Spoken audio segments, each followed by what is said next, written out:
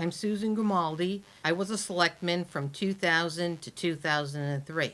So when I speak of the different things that I've actually experienced and see how the charter can improve things, you'll know some of my background. And also, I am the chairperson for the East Long Meadow Home Rule Charter. And this happens to be, I guess you'd call it like an open letter to the community, and is by people of like minds. So the Friends of the Charter look forward to better town government.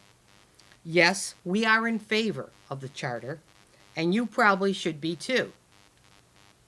We have confidence in the commission that our townspeople elected. Everyone says they are good, solid, smart people. Between them, they have over 350 years of residency in our town. They worked almost a year on this project, and this is their unanimous recommendation. Unanimous, not 7-2 like back in 2004. In a republic, voters choose trusted men and women to represent their interests and devote their time and study that the people cannot. This is what we have done by electing the commission. Now we must have some confidence in their recommendations. The charter addresses the issues we told them were important to us as townspeople. The commission held 3 public hearings and multiple visits with town officials and boards. They heard our concerns and the lack of coordination, cooperation, and communication between boards and departments made dealing with the town on any issue very cumbersome and frustrating. We asked for a more streamlined process. They heard our concern about the lack of prompt decision making and action by the town administrator, and they noted that the last 2 administrators had resigned in frustration over that issue. They heard that the town meeting was ill-attended, too infrequent, too inefficient, and obsolete for the 21st century. They heard a strong request for more opportunities for citizens to address town officials and to file petitions, and for recall of rogue officials. Overall, the citizens said they wanted major changes, professional management, more accountability, and faster decisions and action. The town council, town manager structure is responsive to all these concerns, not just 1 or 2. It's about a whole lot more than 2 rogue selectmen. The state of Massachusetts only allows for 5 structures. You can't mix and match. The other structures are not as appealing. A mayor does not require special training or education. He or she runs a political campaign and gets elected. He or she cannot be fired. Recall is very difficult. By contrast, the charter provides that the town council, who are elected by the townspeople, must consider as candidates for town manager only professionals with relevant training and education for municipal government. A town manager who goes rogue can be fired by the council without requiring an election or a recall. Another option involves electing town meeting members, and so the beloved town meeting goes away under that option. The only options with an open town meeting are the one we have today, or the selectman strong manager town meeting that the voters rejected in 2005. Only the town council, town manager option responds to the issues we ask them to solve. The town manager, town council structure is in use by some 50 communities. It's all across Massachusetts. It's not new and untried. It's not an automatic opening to fraud and corruption, as some have said. It's much more appropriate to a $52 million town budget. It's a more responsive, flexible, and efficient form of government than what we have today. The town meeting is a wonderful idea, but it's both broken and obsolete. For a $52 million town budget to be controlled by 100 to 300 citizens is not representative government. We have reduced the quorum several times. It is now 150 people only for an annual town meeting to take place, and only 100 people if there's a need for a special town meeting. We often have to wait a half hour or more just to get that minimum quorum. A full 50 or so attendees are already part of the town government, so we're really only including 100 to 150 additional townspeople. Half of the agenda items are either routine or trivial and should never require being brought to the floor in the first place. Gadflies waste precious time. Voters' legitimate questions and concerns are often not fully responded to due to lack of data or experts at that meeting. Single-issue voters block show up, control their pet issues, and then walk out.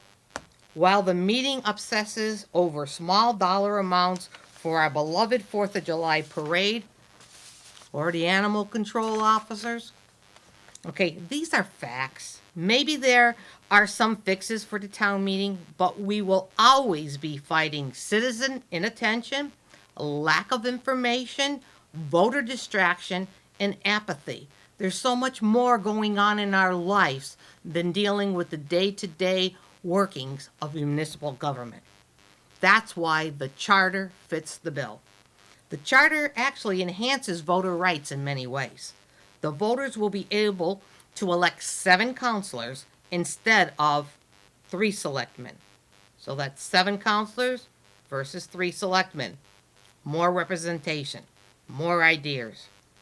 Although the 1 or 2 town meetings would be gone, the charter would provide the right of any citizen to address the 7 councilors for a minimum of 12 times a year. If there's a need, they will meet more often, rather than just speaking at town meeting and hoping somebody might do something about an issue.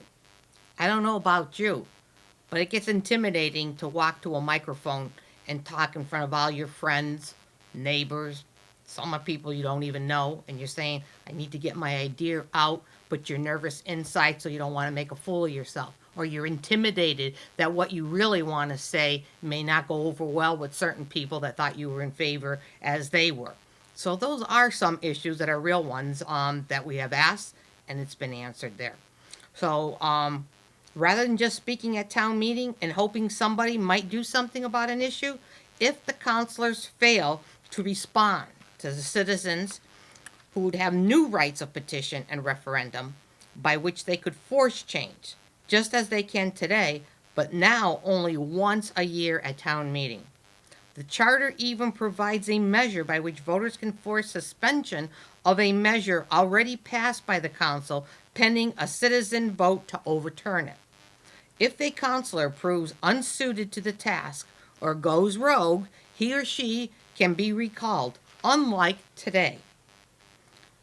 Sometimes it would only take 4 councilors, potentially it's been alleged, that could go rogue for regular, but if it was a supermajority, you're talking about 5 councilors going rogue. What are the odds, honestly, that would happen? Very unlike just 2 today going rogue, took over our town. We want it back, and charter enables that to take place. The charter contains a recall provision. Even before the charter, current 2 selectmen took over the town, we had experienced multiple problems with multiple selectmen. With just 3 selectmen, the constant turnover of one-term selectmen made the town inefficient, uncoordinated, and slow to act. The citizens raised this issue with the commission long before the town takeover on March 15, 2016. There is an effort underway to add a recall provision through town meeting. That's great, but that will require a vote at town meeting, then require both legislators, House of Representatives and Senators, to approve the language, and then back again for another townwide vote. It might take a year or longer. You see how Congress works. It's not fast. Or it might not even happen at all. Why not vote yes on the charter and have the recall provision immediately take effect? No sense waiting longer when you can have it take effect immediately by passing the charter. There are provisions for a smooth transition. All current bylaws remain in force. They are not changed when we go and vote the charter in. Currently, elected board members would serve out their terms, with the exception of the Board of Selectmen, which would cease to exist. Each board would have the same number of members as they currently do. Town employees would remain in their jobs unless jobs are affected by a reorganization under the town manager. The 2017 fiscal year budget will be approved at this May's town meeting. So there's no concern about going real fast, having to go through and take care of the budget. It is already prepared and ready to go for the May's town meeting. In the future, the budget will be created by the town manager and then needs to be approved by the town council. A lot of opposition to the charter is unduly pessimistic, misinformed, or emotional, and by a few.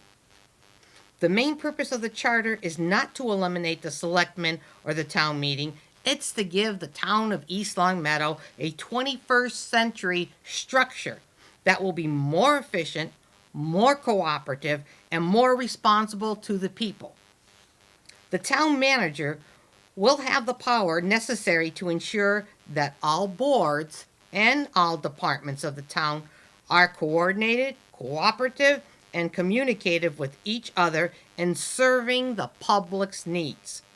But his or her power will be limited by the council, 7 councilmen that you elected, who as legislators will set the policies the manager must follow or be fired.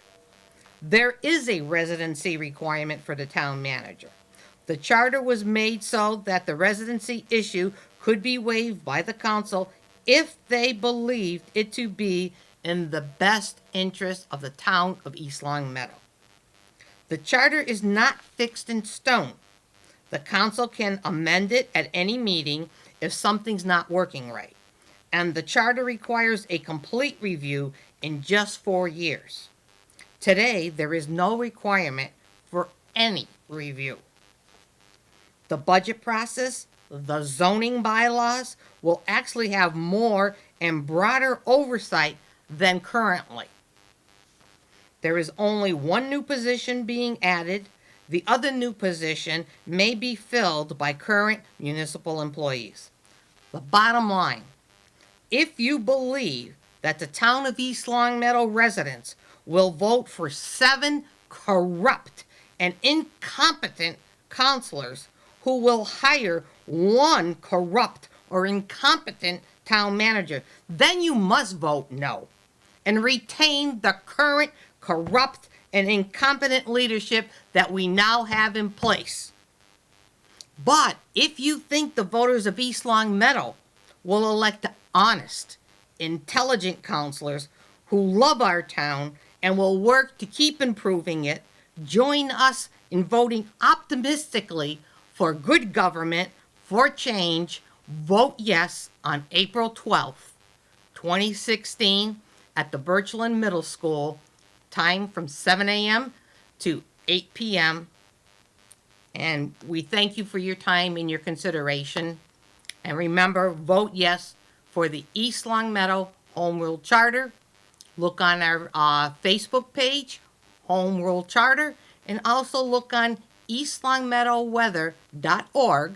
That's eastlongmeadowweather.org for further updates as we get closer. Thank you for your time.